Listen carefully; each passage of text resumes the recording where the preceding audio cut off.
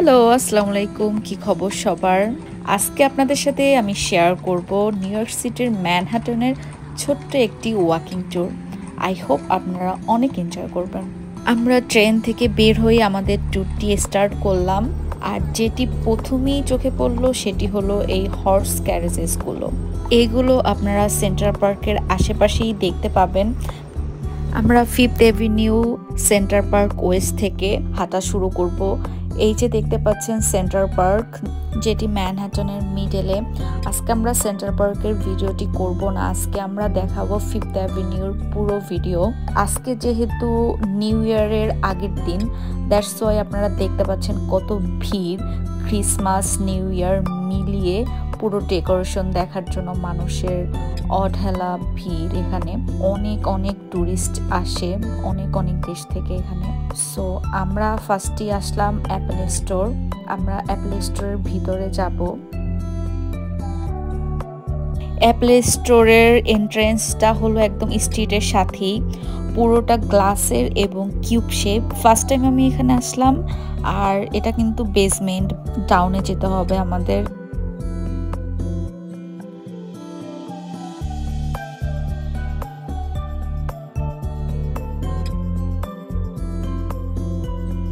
যখন আমরা নামলাম তখন দেখলাম যে চারপাশের পুরোটা হচ্ছে মিরর গ্লাসের এবং স্টিলের করা, রাউন্ড শেপের। তো খুবই ভালো লাগছে। আজকে অনেকটাই ভিড় দেখলাম।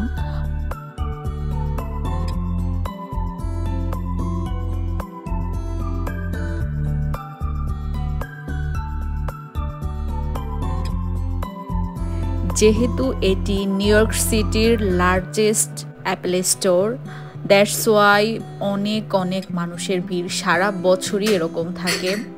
আর এটি কিন্তু 24 আওয়ার্সই ওপেন থাকে।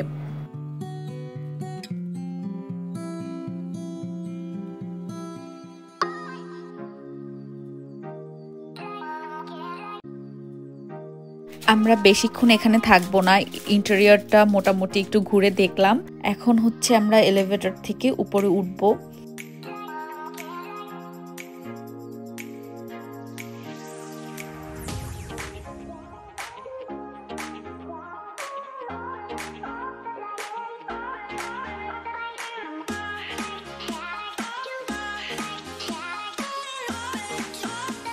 এই তো আমরা অ্যাপেল স্টোর থেকে বের হলাম। এটা হচ্ছে ফিফথ এভিনিউ 58 স্ট্রিট। এখন আমরা যাব হচ্ছে 57 স্ট্রিট।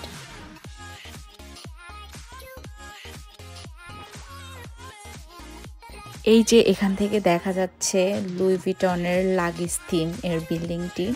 সো এটা হচ্ছে 58 স্ট্রিট। তো আমরা এখন হাঁটবো 57-এর দিকে। এখানে হাজার হাজার মানুষ ভিড় করে এই লুই ভিটনের ডেকোরেশনের টিপ দেখার জন্য। আর এই যে দেখতে পাচ্ছেন উইন্ডো ডেকোরেশন, এটা এভরি ইয়ারেই থাকে 57 স্ট্রিটে এবং ম্যানহাটনের অনেক অনেক জায়গায়। বাট এবার 57 স্ট্রিটের মেন অ্যাট্রাকশনই হলো এই লুই ভিটনের লাগেজ থিমের বিল্ডিংটি। সো বেশিরভাগ মেয়েরাই এখানে পিকচার তুলে এবং তাদের পারফেক্ট পিকচারটি নেওয়ার জন্য বিভিন্ন কর্নার থেকে তারা দাঁড়ায়, ছবি তুলে, ভিডিও করে এবং ভিড় করে এখানে।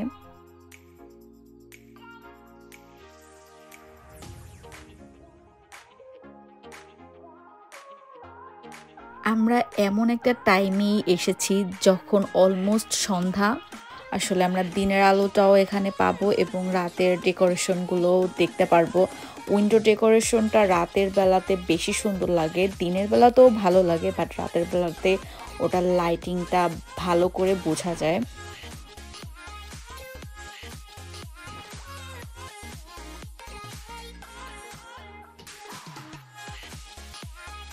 লুই ভিটন স্টোরের ঠিক পাশেই হলো ট্রাম টাওয়ার। আর এখানে এসেই খুবই ফানি একটা জিনিস দেখতে পেলাম, আর এটা একদমই আনএক্সপেক্টেড ছিল। চলুন দেখা যাক। একদম লুই ভিটন স্টোরের সামনে ট্রাম্পের মাস্ক পরে কেউ একটা এরকম ট্রাফিক কন্ট্রোল করছিল। এটা আসলে সবাই অনেক এনজয় করতেছিল।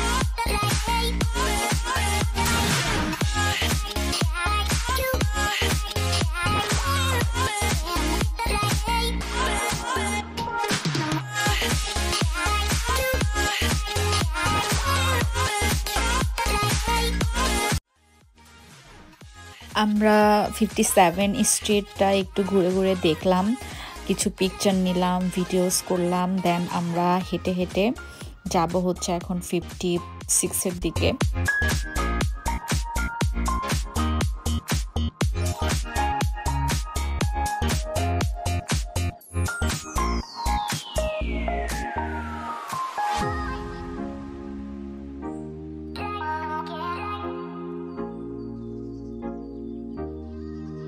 অ্যাজ ইউ ক্যান সি কত ক্রাউড এবং কত ট্রাফিক এই ম্যানহাটনে, ম্যাক্সিমাম টাইম এরকমই থাকে। তো যদি কেউ ভিজিট করার জন্য ম্যানহাটনে আসে বা কিছু দেখার উদ্দেশ্যে আসে, সো আমি বলবো যে নিজের গাড়ি নিয়ে না আসাই বেটার, কারণ হচ্ছে এখানে পার্কিং করা খুবই টাফ এবং আপনি গাড়ি দিয়ে সবকিছু দেখে কাভারও করতে পারবেন না, আর ট্রাফিক তো আছেই, সাবওয়ে দেন বাস উবার লিফট তো আছেই, এগুলো দিয়ে আসাটাই আমি প্রেফার করব।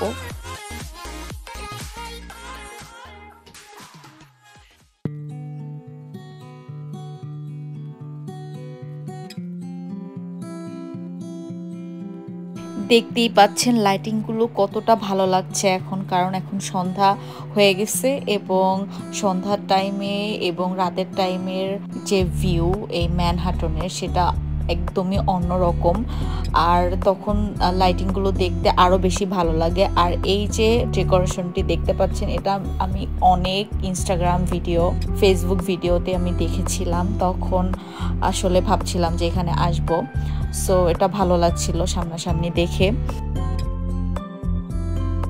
আর এটি হচ্ছে একটি চার্চ, যেটির নাম হলো সেন্ট প্যাট্রিকস চার্চ। এখন এটার সামনে থেকে আমরা হেঁটে তারপর যাব হচ্ছে রকাফেলার সেন্টারে। আর এখানে হাঁটার পর আমার এরকম ফিল হচ্ছিল যে এখানে আমি 1 সেকেন্ড দাঁড়ালেই মনে হয় আমাকে ঠেলে নিয়ে যাবে, তো আমাকে হাঁটতেই হবে, কোনো জায়গায় আমার দাঁড়ানোর কোনো সুযোগ নেই, এরকম একটা ব্যাপার। তো অনেক কষ্টে আমরা রকফেলার সেন্টারে এখানে পৌঁছালাম এবং ক্রাউড দেখতে আসলে ভালোই লাগে, খারাপ লাগে না। রকফেলার সেন্টার হলো one of the most popular tourist attraction, specially holiday সিজনে। এই ক্রিসমাস ট্রির কারণে হাজার হাজার মানুষের ভিড় হয় এখানে। এখানে আইস স্কেটিং করা যায় এবং এটার রুফটপে উঠে পুরো ম্যানহাটনের ভিউ এনজয় করা যায়।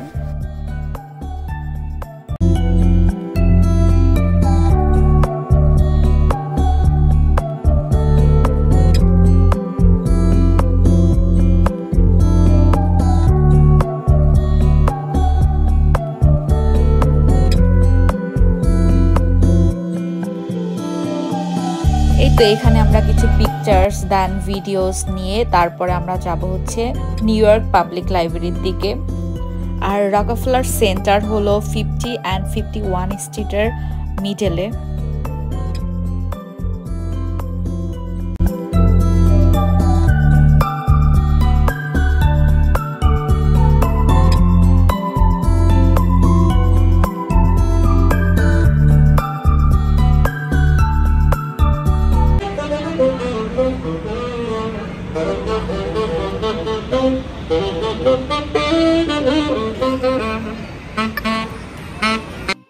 The New York Public Library হলো 42nd স্ট্রিটে আর 5th অ্যাভিনিউ।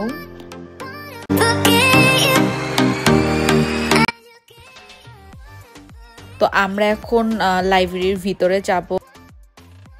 1911 সালে এই নিউ ইয়র্ক পাবলিক লাইব্রেরিটি অফিসিয়ালি ওপেন হয়েছিল এবং এটি তৈরিতে ভার্মন্ট মার্বেল ব্যবহার করা হয়েছিল।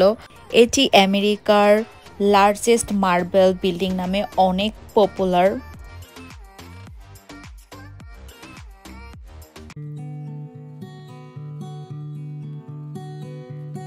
আজকে আমাদের ইন্টেনশন লাইব্রেরিতে যাওয়ার ছিল না, বাট তারপরও একটু হালকা করে আমরা একটু এন্ট্রেন্সটা ঘুরে আসবো। আজকে শুধু 5th অ্যাভিনিউ ধরে হাঁটবো, আর কি কি আছে সেগুলো আমরা আপনাদের সাথে শেয়ার করব। আর এই লাইব্রেরির ঠিক পাশেই কিন্তু ব্রায়ান্ট পার্ক, সেখানেও আমরা যাব। এখানে এসে একটু চমকে গেলাম আর খুবই ভালো ফিল করলাম। এন্ট্রেন্স দিয়ে ঢুকতেই প্রথমে যেটা দেখতে পেলাম সেটা হলো আমাদের পবিত্র কোরআন শরীফ। এটা ভেবেই ভালো লাগছে যে লাইব্রেরির মেন এন্ট্রেন্স দিয়ে ঢুকেই পবিত্র কোরআন দেখতে পাবো, এবং এটা ওরা কতটা সম্মান দিয়েছে। ফার্স্টে ঢুকেই মানুষ এই পবিত্র কোরআন দেখতে পাবে। এখন আমরা যাব হচ্ছে ব্রায়ান্ট পার্ক। সো ব্রায়ান্ট পার্কটা একদম পাবলিক লাইব্রেরির পাশেই। সো এখানে ঢুকে দেখব কি কি আছে। ফার্স্টেই যেগুলো আমাদের চোখে পড়লো, বিভিন্ন ধরনের জুয়েলারি স্টোর, গিফট শপ। এখানে যতগুলো স্টোরস দেখতে পাচ্ছেন সবই টেম্পোরারি, বিকজ এগুলো হলিডে সিজনের জন্য বসে থাকে।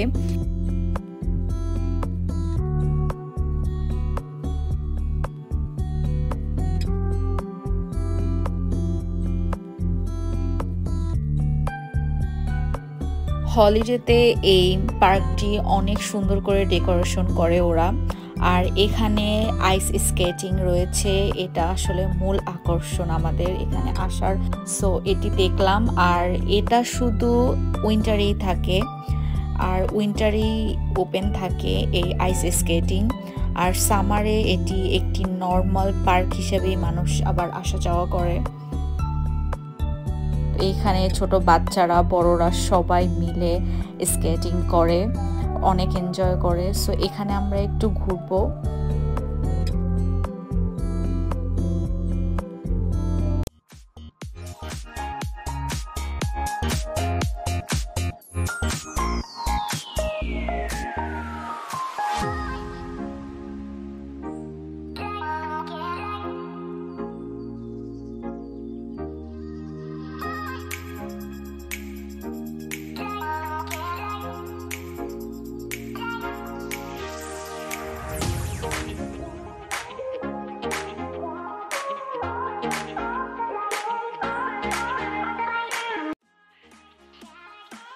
এই তো এখন এখান থেকে আমরা বের হয়ে যাব।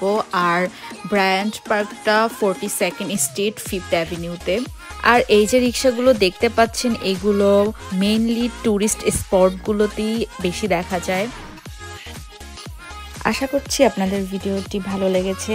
আবারও দেখা হবে অন্য কোনো ভিডিওতে, অন্য কোনো জায়গায়। আল্লাহ হাফেজ।